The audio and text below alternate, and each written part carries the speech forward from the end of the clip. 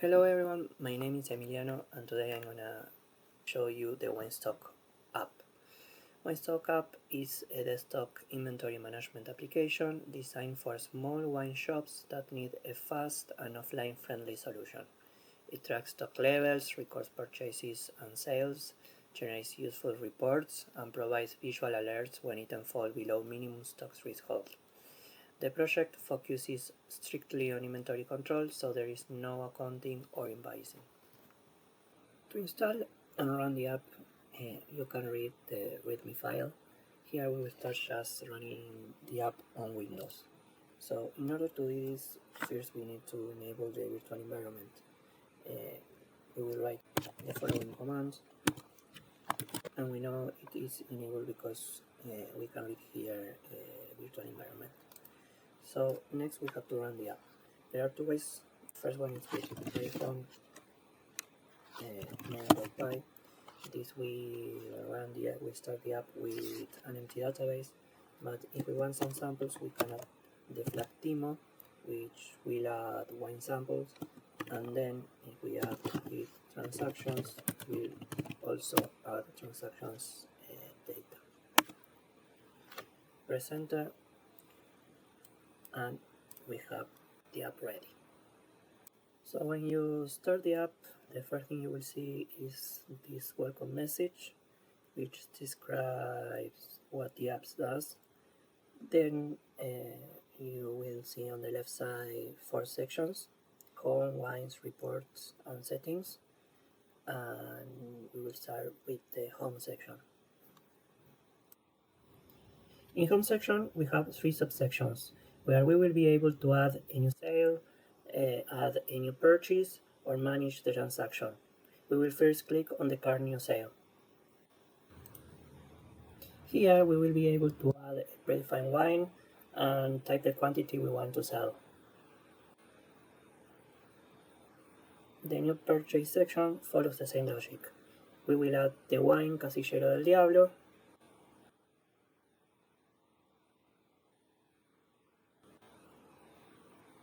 and note that the code, stock, and subtotal updated. As the quantity is 1, the subtotal reflects the price of the wine, but we are going to buy 7 bottles.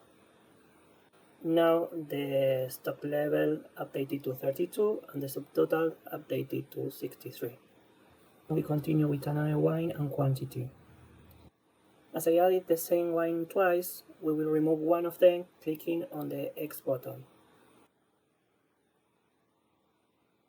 To finish the process, I click on the Save button, yes, OK, and now the table is clear, which is a good sign.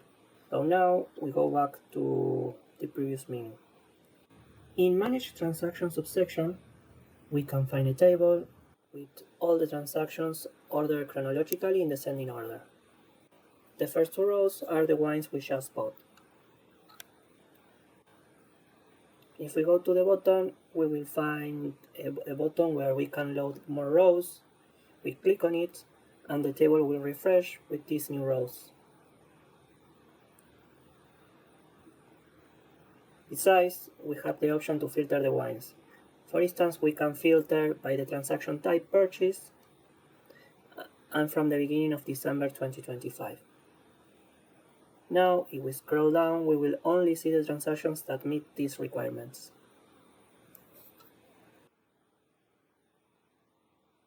Finally, we can click on the Actions button and edit one of the wines we added. We can change the quantity from 7 to 9, and the subtotal will automatically update to 81.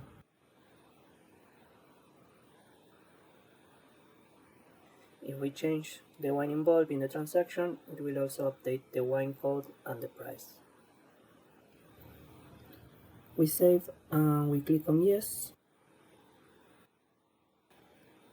And then, one thing I was missing is that the program will check if the wine exists before we can save it.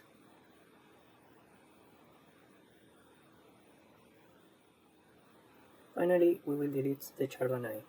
We simply click on the action button, delete transaction, and yes. The confirmation message will tell us that the wine was successfully deleted. Now we will explore the wine sections.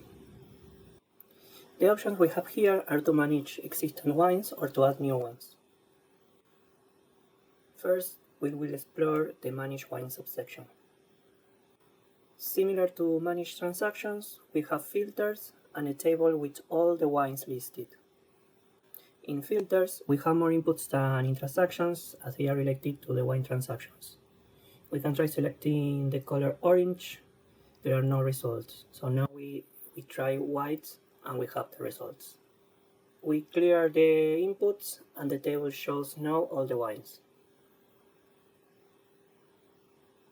If we go to the bottom, we also have a button to show more rows of wines. Now we click on the Actions button, Show Details. If I move the window, we will notice that the pop-up has more information than the columns of the table. For instance, it will show the winery, color, style, and varietal of the wine that they are not on the table.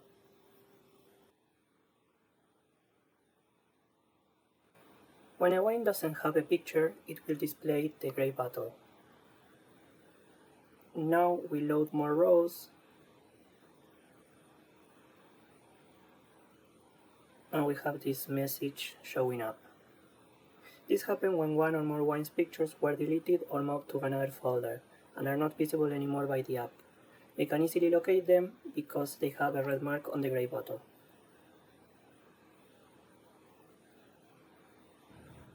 We can then edit a wine. For example, we can change the vintage year from 2019 to 2018. And next, we can set the minimum stock to 5. The exclamation mark on stock is a warning that it is negative. This can be only fixed adding a new purchase.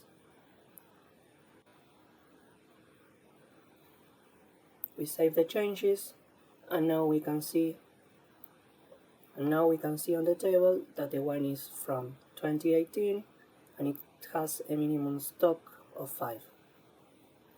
Something that we didn't mention is that there is an alert with the number of wine under the minimum stock, which in this case it is 10.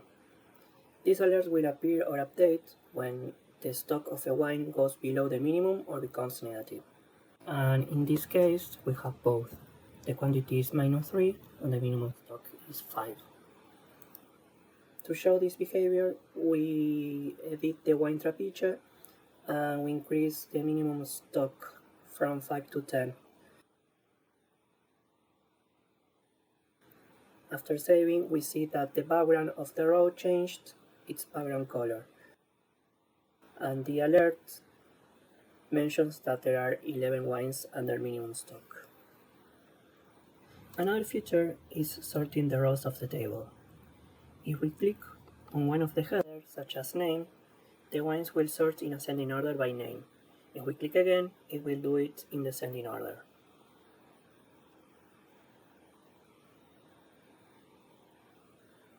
If we click on quantity, it will follow the same logic,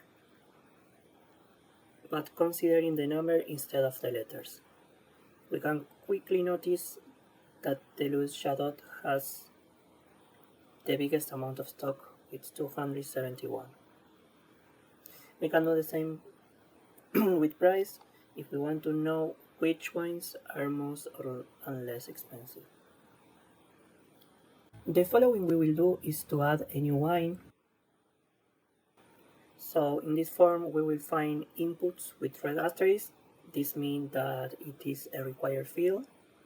So we will add a wine only with the required fields.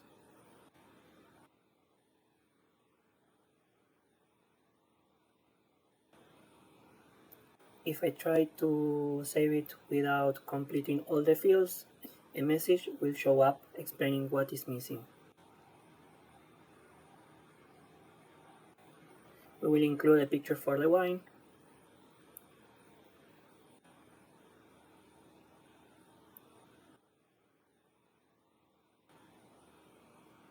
and after saving, the inputs get cleared to add more wines, but we will go back to the other subsection.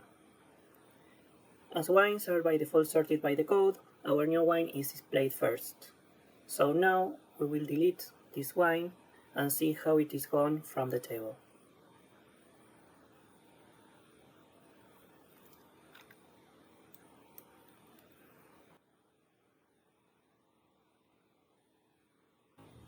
Then we have the reports section.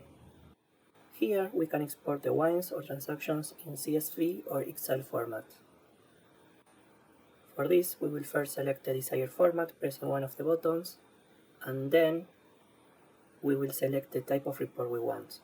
The full list of transactions, only sales, only purchases, or all of the wines. We try generating a report in CSV. I select where I want to save it.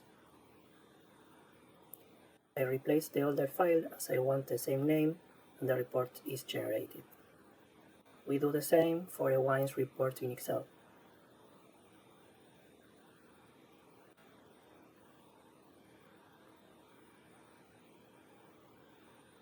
Now I search for the generated files and I open the CSV file.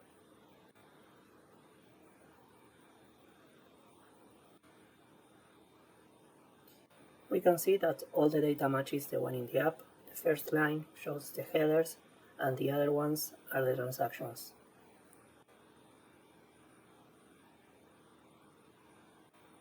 Next, I open the wine report. And again, we have the headers and all the wines with all the information but the image.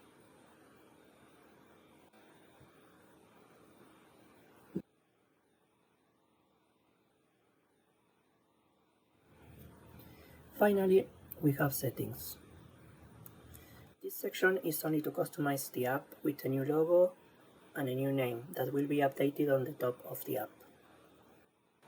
As an example, we will pick the name My Wine Shop and select a new logo. We save, and now we have the app with the new logo and new name. This was a general overview of the app. I hope you found it helpful. Have a great day.